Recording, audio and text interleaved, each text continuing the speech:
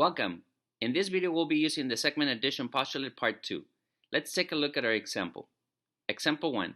Find the value of x. Notice that here we're given a long segment which is actually partitioned into two smaller segments.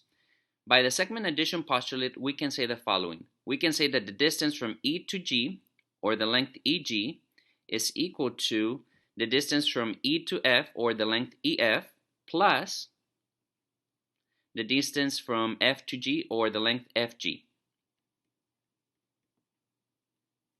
Now notice, that's a statement of the segment addition postulate. Now what we're going to do is to substitute in the expressions for each of those lengths.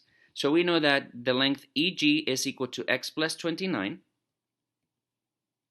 and that should be equal to the length EF, which happens to be 11, plus the length FG, which happens to be 2x plus 29. Now what we're going to do is to combine like terms on the right hand side of this equation. So we have x plus 29 is equal to, notice that 11 plus 29 gives you 40 plus 2x. Now our goal is to get the x by itself, so let me go ahead and subtract x from both sides of the equation here. And that leaves us with 29 is equal to 40, and then 2x minus x is equal to just 1x, so we have plus x. The next thing we're going to do is to subtract the 40 from both sides of the equation. And notice you have 29 minus 40, that's going to give you the opposite of 11, and that is going to be equal to 40 minus 40 is 0, so we can cancel that out, and 0 plus x is simply x. So we can say, therefore, x is equal to the opposite of 11.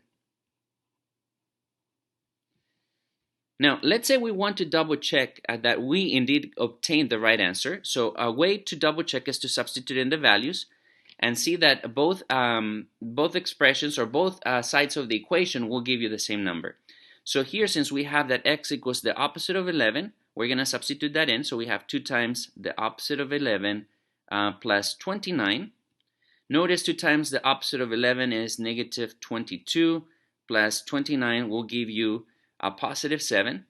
Now, if we were to add up the 11 plus the 7, we get that the length of this whole segment is equal to 18. Let's double check that by substituting in the opposite 11 here. So we have opposite 11 plus 29. Notice that that also gives you 18.